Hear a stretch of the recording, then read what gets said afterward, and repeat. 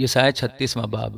اور حزقیہ بادشاہ کی سلطنت کے 14ویں برس یوں ہوا کہ شاہ اسور سنحریب نے یہودا کے سب فصیل دار شہروں پر چڑھائی کی اور ان کو لے لیا، اور شاہ اسور نے ربشاکی کو ایک بڑے لشکر کے ساتھ لکیس سے حزقیہ کے پاس یروشلم کو بھیجا، اور اس نے اوپر کے تالاب کی نالی پر دھوبیوں کے میدان کی راہ میں مقام کیا۔ تب الیاکیم بن خلقیہ جو گھر کا دیوان تھا، اور شبنا منشی اور مرر یواخ بن آصف نکل کر اس کے پاس آئے، اور ربشاکی نے ان سے کہا، تم حزقیہ سے کہو کہ ملک معظم شاہ اسور یوں فرماتا ہے کہ تو کیا اعتماد کیے بیٹھا ہے؟ کیا مشورت اور جنگ کی قوت منہ کی باتیں ہی ہیں؟ آخر کس کے پرتے پر تو نے مجھ سے سرکشی کی ہے؟ دیکھ، تجھے اس مسلے ہوئے سرکنڈے کے عصا یعنی مصر پر بھروسہ ہے، اس پر اگر کوئی ٹیک لگائے تو وہ اس کے ہاتھ میں گڑ جائے گا اور اسے چھینٹ دے گا۔ شاہ مصر فرعون ان سب کے لیے جو اس پر بھروسہ کرتے ہیں ایسا ہی ہے۔ پر اگر تم مجھ سے یوں کہے کہ ہمارا توکل خداوند ہمارے خدا پر ہے، تو کیا وہی نہیں ہے جس کے اونچے مقاموں اور مذہبوں کو ڈھا کر حزقیہ نے یہودا اور یروشلم سے کہا ہے کہ تم اس مذبح کے آگے سجدہ کیا کرو؟ اس لیے اب ذرا میرے آقا شاہ اسور کے ساتھ شرط باندھ، اور میں تجھے وہ 2000 گھوڑے دوں گا، بشرطے کہ تو اپنی طرف سے ان پر سوار چڑھا سکے۔ بھلا پھر تو کیوں کر میرے آقا کے کم ترین ملازموں میں سے ایک سردار کا بھی منہ پھیر سکتا ہے، اور تو رتھوں اور سرداروں کے لیے مصر پر بھروسہ کرتا ہے؟ اور کیا اب میں نے خداوند کے بے کہے ہی اس مقام کو غارت کرنے کے لیے اس پر چڑھائی کی ہے؟ خداوند ہی نے تو مجھ سے کہا کہ اس ملک پر چڑھائی کر اور اسے غارت کر دے۔ تب الیاکیم اور شبنا اور یواخ نے ربشاکی سے عرض کی کہ اپنے خادموں سے آرامی زبان میں بات کر، کیونکہ ہم اسے سمجھتے ہیں، اور دیوار پر کے لوگوں کے سنتے ہوئے یہودیوں کی زبان میں ہم سے بات نہ کر۔ تب ربشاکی نے کہا، کیا میرے آقا نے مجھے یہ باتیں کہنے کو تیرے آقا کے پاس یا تیرے پاس بھیجا ہے؟ کیا اس نے مجھے ان لوگوں کے پاس نہیں بھیجا جو تمہارے ساتھ اپنی ہی نجاست کھانے اور اپنا کارورا پینے کو دیوار پر بیٹھے ہیں؟ پھر ربشاکی کھڑا ہو گیا اور یہودیوں کی زبان میں بلند آواز سے یوں کہنے لگا، کیا ملک معظم شاہ اسور کا کلام سنو۔ بادشاہ یوں فرماتا ہے کہ اس کے تم کو فریب نہ دے، کیونکہ وہ تم کو چھڑا نہیں سکے گا، اور نہ وہ یہ کہہ کر تم سے خدا پر بھروسہ کرائے گا کہ خداوند ضرور ہم کو چھڑائے گا، اور یہ شہر شاہ اسور کے حوالہ نہ کیا جائے گا۔ حزقیہ کی نہ سنو، کیونکہ شاہ اسور یوں فرماتا ہے کہ تم مجھ سے صلح کر لو اور نکل کر میرے پاس آؤ، اور تم میں سے ہر ایک اپنی تاک اور اپنے انجیر کے درخت کا میوہ کھاتا اور اپنے حوض کا پانی پیتا رہے، جب تک کہ میں آ کر تم کو ایسے ملک میں نہ لے جاؤں جو تمہارے ملک کی مانند غلہ اور مے کا ملک، روٹی اور تاکستانوں کا ملک ہے۔ خبردار، ایسا نہ ہو کہ حزقیہ تم کو یہ کہہ کر ترغیب دے کہ خداوند ہم کو چھڑائے گا۔ کیا قوموں کے معبودوں میں سے کسی نے بھی اپنے ملک کو شاہ اسور کے ہاتھ سے چھڑایا ہے؟ حمات اور عرفات کے دیوتا کہاں ہیں؟ سفروائم کے دیوتا کہاں ہیں؟ کیا انہوں نے سامریوں کو میرے ہاتھ سے بچا لیا؟ ان ملکوں کے تمام دیوتاؤں سے کس کس نے اپنا ملک میرے ہاتھ سے چھڑا لیا، جو خداوند بھی یروشلم کو میرے ہاتھ سے چھڑا لے گا؟ لیکن وہ خاموش رہے، اور اس کے جواب میں انہوں نے ایک بات بھی نہ کہی، کیونکہ بادشاہ کا حکم یہ تھا کہ اسے جواب نہ دینا۔ اور الیاکیم بن خلقیہ جو گھر کا دیوان تھا، اور شبنا منشی اور یواخ بن آصف محرر اپنے کپڑے چاک کیے ہوئے حزقیہ کے پاس آئے اور ربشاکی کی باتیں اسے سنائی۔ آمین۔ یسایہ 37واں باب۔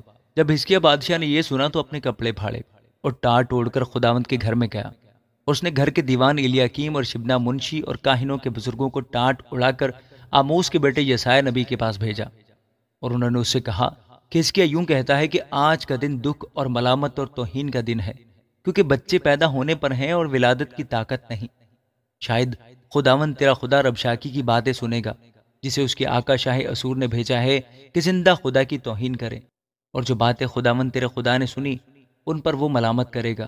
پس تو اس بقیہ کے لیے جو موجود ہے دعا کر۔ پس حزقیہ بادشاہ کے ملازم یسایہ کے پاس آئے، اور یسایہ نے ان سے کہا، تم اپنے آقا سے یوں کہنا کہ خداوند یوں فرماتا ہے کہ تو ان باتوں سے جو تو نے سنی ہے، جن سے شاہ اسور کے ملازموں نے میری تکفیر کی ہے، ہراساں نہ ہو۔ دیکھ، میں اس میں ایک روح ڈال دوں گا، اور وہ ایک افواہ سن کر اپنے ملک کو لوٹ جائے گا، اور میں اسے اسی کے ملک میں تلوار سے مروا ڈالوں گا۔ سو ربشاکی لوٹ گیا، اور اس نے شاہ اسور کو لبنہ سے لڑتے پایا، کیونکہ اس نے سنا تھا کہ وہ لکیس سے چلا گیا ہے۔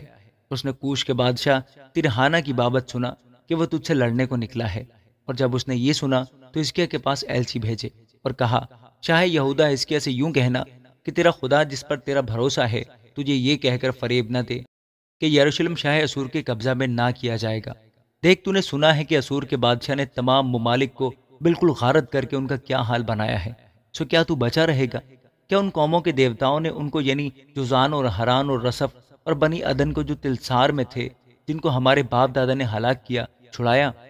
حماد کا بادشاہ اور عرفات کا بادشاہ اور شہر سفروائم اور ہنا اور ایوا کا بادشاہ کہاں ہیں؟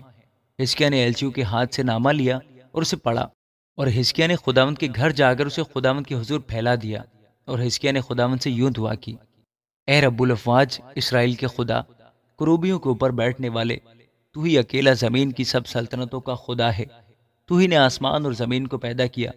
اے خداوند، کان لگا اور سن، اے خداوند اپنی آنکھیں کھول اور دیکھ، اور سنحریب کی ان سب باتوں کو جو اس نے زندہ خدا کی توہین کرنے کے لیے کہلا بھیجی ہیں سن لے۔ اے خداوند، در حقیقت اسور کے بادشاہ نے سب قوموں کو ان کے ملک سمیت تباہ کیا اور ان کے دیوتاؤں کو آگ میں ڈالا، کیونکہ وہ خدا نہ تھے بلکہ آدمیوں کی دستکاری تھے، لکڑی اور پتھر، اس لیے انہوں نے ان کو نابود کیا ہے۔ سو اب اے خداوند ہمارے خدا، تو ہم کو ان کے ہاتھ سے بچا لے، تاکہ زمین کی سب سلطنتیں جان لیں کہ تو ہی اکیلا خداوند ہے۔ تب یسایہ بن آموس نے حزقیہ کو کہلا بھیجا کہ خداوند اسرائیل کا خدا یوں فرماتا ہے: چونکہ تو نے شاہ اسور سنحریب کے خلاف مجھ سے دعا کی ہے، اس لیے خداوند نے اس کے حق میں یوں فرمایا ہے کہ کنواری دختر سیون نے تیری تحقیر کی اور تیرا مضحکہ اڑایا ہے، یروشلم کی بیٹی نے تجھ پر سر ہلایا ہے۔ تو نے کس کی توہین و تکفیر کی ہے؟ تو نے کس کے خلاف اپنی آواز بلند کی اور اپنی آنکھیں اوپر اٹھائیں؟ اسرائیل کے قدوس کے خلاف تو نے اپنے خادموں کے ذریعہ سے خداوند کی توہین کی اور کہا: میں اپنے بہت سے رتھوں کو ساتھ لے کر پہاڑوں کی چوٹیوں پر بلکہ لبنان کے وسطی حصوں تک چڑھایا ہوں، اور میں اس کے اونچے اونچے دیوداروں اور اچھے سے اچھے صنوبر کے درختوں کو کاٹ ڈالوں گا، اور میں اس کی چوٹی پر کے زرخیز جنگل میں جا گھسوں گا۔ میں نے کھود کھود کر پانی پیا ہے، اور میں اپنے پاؤں کے تلوے سے مصر کی سب ندیاں سکھا ڈالوں گا۔ کیا تو نے نہیں سنا کہ مجھے یہ کیے ہوئے مدت ہوئی، اور میں نے قدیم ایام سے ٹھہرا دیا تھا؟